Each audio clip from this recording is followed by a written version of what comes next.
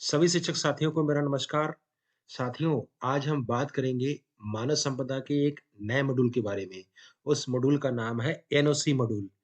NOC module के अंतर्गत विभिन्न प्रकार के एनओसी लेने के लिए अभी तक आपको कार्यालय जाना पड़ता था और समय भी खराब होता था। अब वहाँ जाने की ज़रूरत नहीं है। आप घर बैठे भी या स्कूल में बैठकर भी एनओसी के लिए कर सकते हैं अप्लाई। और अतिरिक्त बचा हुआ समय अपने परिवार को दे सकते हैं, अपने विद्यालय में बच्चों को पढ़ाने-लिखाने में दे सकते हैं, जिससे आपके प्रदर्शन में भी सुधार होगा और संभावनाएँ भी अधिक बढ़ेंगी। तो चलते हैं मानव संपदा पोर्टल पर और यहाँ पर आपको डिस्कस कर कर सकते हैं कि विभाग द्वारा किस-किस टाइप की एनओसी हम ले सकते हैं।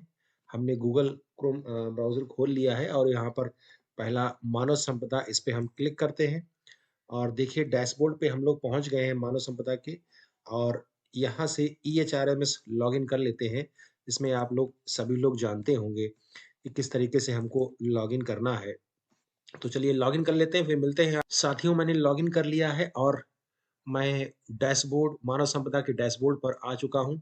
अब यहाँ से आपको एनओसी मॉड्यूल में जाने के लिए आपको पहले जनरल ऑप्शन में जाना है और जनरल ऑप्शन में जाने के बाद नीचे आना है ऑनलाइन रिक्वेस्ट और ऑनलाइन रिक्वेस्ट में जाने के बाद आपका रिक्वेस्ट और ऑनलाइन रिक्वेस्ट से एनओसी में जाएँगे और एनओसी टैब पे जब हम क्लिक करते हैं तो देखिए 4 ऑप्शन खुलते हैं। एक पहला एनओसी है, दूसरा अप्लाइड एनओसी, तीसरा पेंडिंग है रिक्वेस्ट लिस्ट और चौथा है जनरेट ऑर्डर।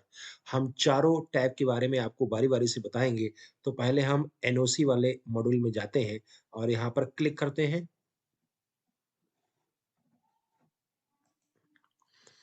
देखिए मैंने एनओसी वाले मॉड्यूल में जाकर क्लिक कर लिया है।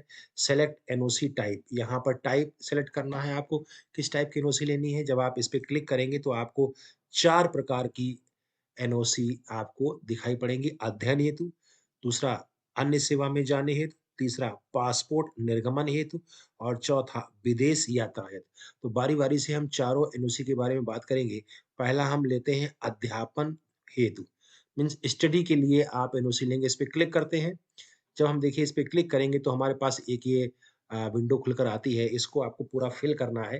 देखिए हम जो इसके टैब हैं इन पे बात कर लेते हैं। हायर स्टडी के लिए है, ये हायर स्टडी के लिए है, ये आपको ध्यान रखना है। आपको हायर स्टडी के लिए एनओसी लेनी है तो नेम ऑफ द कोर्स यहाँ पे भरना है, कोर्स का नाम भरना है कि कोर्स किस टाइप का है, रेगुलर है कि प्राइवेट है, आपको यहाँ पे भरना है। इसके बाद कोर्स स्टैंडर्ड, पाठ्यक्रम का स्तर क्या है, कैसा है, किस किस स्तर का है, पोस्ट ग्रेजुएट है या डॉक्टरेट है, वो भरना है। कोर्स का नाम भरना है यहाँ पर। इसके बाद में कोर्स की ड्यूरेशन भरनी है। वीक, मंथ और ईयर की फॉर्म में यहाँ पर भरनी है। ये आप ध्यान रखिएगा, या तो आप वीक की फॉर्म में भरेंगे या फिर ईयर की फॉर्म में, जिस फॉर्म में आपको भरना हो, वो उस पे आप क्लिक करेंगे तो ईयर की फॉर्म में आ जाएगी, मंथ पे क्लिक करेंगे तो मंथ की फॉर्म में और वीक पे क्लिक करेंगे तो वीक की फॉर्म में आ जाएगी। कंट्री ऑफ संस्था का देश क्लिक करना है, किस देश में अन्य देश में है या भारत में है, कहाँ पे है उसका आपको चूज़ करना है। इसके बाद स्टेट का नाम यहाँ लिखना है और डिस्ट्रिक्ट का नाम लिखना है और इंस्टीट्यूट का नाम यहाँ पर लिखना है। और अदर कोई जानकारी अगर इंस्टीट्यूट के बारे में लिखनी है, तो यहाँ पर अदर कोई जानकारी भी आप लिख सकते हैं। यहाँ पर आपको 2 डॉक्यूमेंट लगाने हैं। एक लगाना है पाठ्यक्रम का स पाठ्यक्रम संबंधी साक्ष्य लगाना है और दूसरा आपको लगाना है कोर्स का विज्ञापन। तो डॉक्यूमेंट्स में एक बार हम देख लेते हैं, डॉक्यूमेंट्स भी मैंने फिल किए हैं। ये देखिए अध्ययन हेतु 2 डॉक्यूमेंट्स लगेंगे, आप ध्यान रखिएगा। पहला डॉक्यूमेंट पाठ्यक्रम का साक्ष्य लगेगा कि वो रेगुलर है प्राइवेट, उस पे ये ज़रूर लिखा हो, ये बात ध्यान रखिएगा। रेगुलर है कि प्राइवेट है, ये पाठ्यक्रम के साक्ष्य के ऊपर ज़रूर लिखा होना चाहिए, वही साक्ष्य आप लगाएँगे। और दूसरा आप क्या लगाएँगे, एडवर्टाइज़मेंट की कॉपी लगाएँगे, उसमें ये भी लिखा होना चाहिए कि कब से कब तक के लिए वो कोर्स आपको करना है, वो दोनों डॉक्यूमेंट्स आपके यहाँ पर लगेंगे। चलते हैं हम पोर्टल पे। तो तो यहाँ पर 2 डॉक्यूमेंट्स होंगे और इसको आप सबमिट कर देंगे और सबमिट करने के बाद आपका ये सबमिट हो जाएगा। अब चलते हैं दूसरे टैब में, अन्य सेवा में जाने के लिए। अन्य सेवा में जाने के लिए किसी अन्य जगह आपका अलग सिलेक्शन हो जाता है। अदर पोस्ट के लिए तो अन्य सेवा में जाने के लिए देखिए यहाँ पर भरना है level of the current position, वर्तमान पद का लेवल भरना है, किस लेवल में है। देखिए जो स्टार वाले हैं उनको आपको ज़रूर फिल प करना है, कंपल्सरी है। और अन्य आवेदित पद का लेवल 7वें वेतन आयोग के अनुसार आपको भरना है। अगर आपको पता है तो भरिएगा, नहीं पता है, कभी-कभी हमको नहीं पता होता है क्या पोज़ीशन है, तो ऑप्शनल ये दिया गया है। इसके बाद में सोर्स ऑफ एडवर्टाइजमेंट्स, विज्ञापन का स्रोत क्या है? कौन-सा है, यूपीएससी के थ्रू हुआ है या किस सब कमीशन के थ्रू हुआ है, उस कमीशन का नाम लिखना है। एडवर्टाइजमेंट संख्या, विज्ञापन संख्या लिखनी है और इसके बाद विज्ञापन दिनांक लिखना है और यहाँ पर आपको विभाग का नाम लिखना है, किस विभाग में, किस डिपार्टमेंट में आप जाना चाह रहे हैं। पोस्ट अप्लाइड, जिसके लिए पोस्ट अप्लाइड की है, क्या पोस्ट है, इस पोस्ट पे यहाँ पे लिखना है। लास्ट डेट ऑफ एप्लीकेशन, अंतिम तिथि उसकी लिखनी है और यहाँ पर डॉक्यूमेंट्स लगाना है, विज्ञापन की प्रति लगानी है। क्या डॉक्यूमेंट लगाने हैं? विज्ञापन की प्रति लगानी है। अन्य सेवा में जाने के लिए आपको कागज़ क्या लगाने हैं? विज्ञापन की प्रति फ़ोटोकॉपी लगेगी, उसकी फ़ोटोकॉपी आप लगा देंगे। तो और उसके बाद यहाँ पर सबमिट का टैब दिया है, इस पे हम सबमिट पे क्लिक करेंगे, तो ये सबमिट हो जाएगा। अब चलते हैं नेक्स्ट टैब के बारे में बात करते हैं पासपोर्ट निर्गमन के लिए। पासपोर्ट निर्गमन के लिए बात करते हैं, देखिए इसमें बहुत छोटी-सी एंट्री भरनी है आपको। पासपोर्ट के लिए आपको यहाँ पर्पस भरना है, पासपोर्ट क्या आपका उद्देश्य है, क्यों आप बनवा रहे हैं और अन्य कोई विवरण अगर देना चाहते हैं तो आप यहाँ लिख देंगे और यहाँ पर सबमिट कर देंगे। और पासपोर्ट के लिए बता दें आपको कोई भी डॉक्यूमेंट्स लगाने की ज़रूरत नहीं है। सिर्फ़ पर्पस लिखना है, क्यों चाहिए, कागज़ आपका कोई भी डॉक्यूमेंट नहीं लगेगा। तो आप ध्यान रखिएगा पासपोर्ट बनाने के लिए आपको किसी भी डॉक्यूमेंट्स की ज़रूरत नहीं है। तो चलते हैं फिर आप इसको सबमिट कर देंगे और चलते हैं अगले टैब के बारे में, पासपोर्ट के बाद बात करेंगे विदेश यात्रा हेतु। अब देखिए विदेश यात्रा हेतु ये टैब खुल गया है, विज़िट अब्रॉड, आपको विदेश यात्रा करनी है, तब देखिए क्या-क्या भरना है आपको। यात्रा का देश भरना है, जहाँ आप जा रहे हैं उस कंट्री का नाम भरना है, पर्पस भरना है, किस पर्पस से आप जा रहे हैं, घूमने जा रहे हैं या क्या जा रहे हैं। यात्रा का प्रकार भरना, ऑफ़िशियल है कि पर्सनल है आपका, छुट्टी का प्रकार यहाँ भरना है। यहाँ पर आपको मानव संपदा में जो छुट्टी मिलती है उनसे इसका मतलब नहीं है। अगर आप ऑफ़िशियल जा रहे हैं, तो इसकी छुट्टी आपको अलग से मिलती है। जाने के लिए कहीं बाहर घूमने के लिए विभाग द्वारा भेजा जाता है, तो उनका इन छुट्टियों से मतलब नहीं है। आपको सिर्फ़ जानकारी भरनी है कि किस तरीके की छुट्टी आपके पास है, वहाँ पर आप जा रहे हैं। पर्सनल है तो छुट्टी फिर उसमें से कटेगी मानव संपदा में से और अगर ऑफ़िशियल है तो छुट्टी मानव संपदा में छुट्टियाँ जो दी हैं, उनसे उनका कोई मतलब नहीं है। विज़िटिंग पीरियड कब से कब तक का है, कब से कब तक का भरना है। एस्टीमेट एक्सपेंस कितना खर्चा होना है उसपे, वो आपको भरना है यहाँ पर।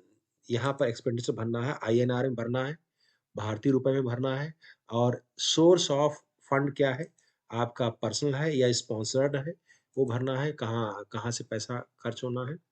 रिस्ट्रिक्शन प्रतिबंध, इससे पहले अगर विदेश जाना है सेक्शन में क्या पूर्व में विदेश जाने पर प्रतिबंध तो नहीं लगा है?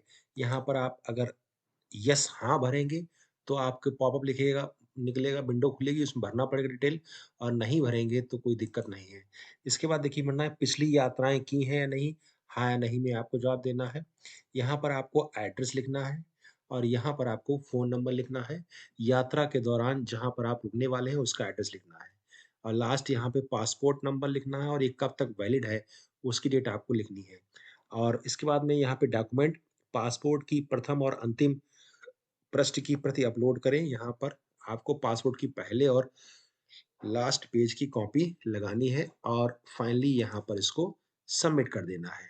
डॉक्यूमेंट में हम बता चुके हैं आपको लास्ट विदेश यात्रा हेतु फॉरेन पासपोर्ट का फर्स्ट और लास्ट पेज यहाँ पर अपलोड करना है। तो चलते हैं, ये इस तरीके से आपकी ये चारों हमने आपको बता दी हैं, अध्ययन हेतु, अन्य सेवा में जाने हेतु, पासपोर्ट निर्गमन हेतु और विदेश यात्रा हेतु। चारों तरीके की एनओसी आप ले सकते हैं और डॉक्यूमेंट्स इसमें क्या-क्या लगेंगे आपको बता दें फिर से।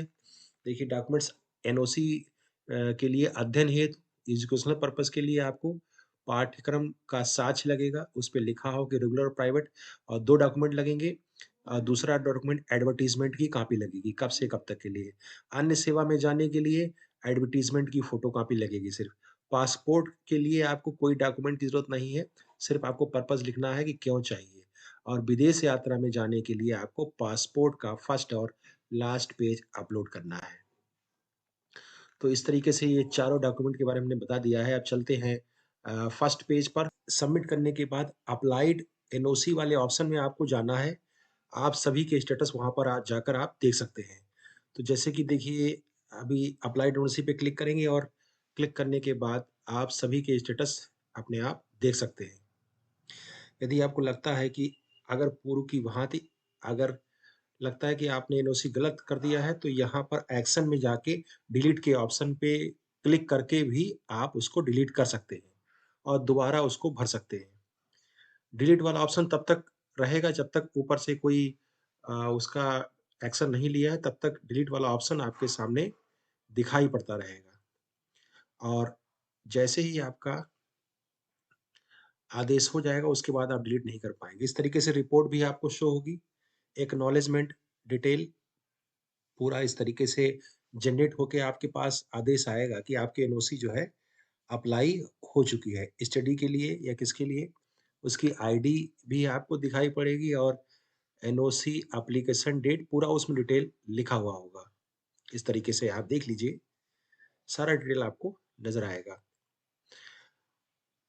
अगर जब आप आवेदन को सबमिट कर देते हैं, तो मान लीजिए कि आवेदन आपका सबमिट अगर नहीं होता है, तो इस तरीके से आपका शो करेगा, approved order authority is not defined ये लिख के आएगा। अगर आपका सबमिट नहीं होता है, तो वहाँ पर ये डिस्कस नहीं हो पाएगा कि order authority is not set in your office admin, please configure to proceed.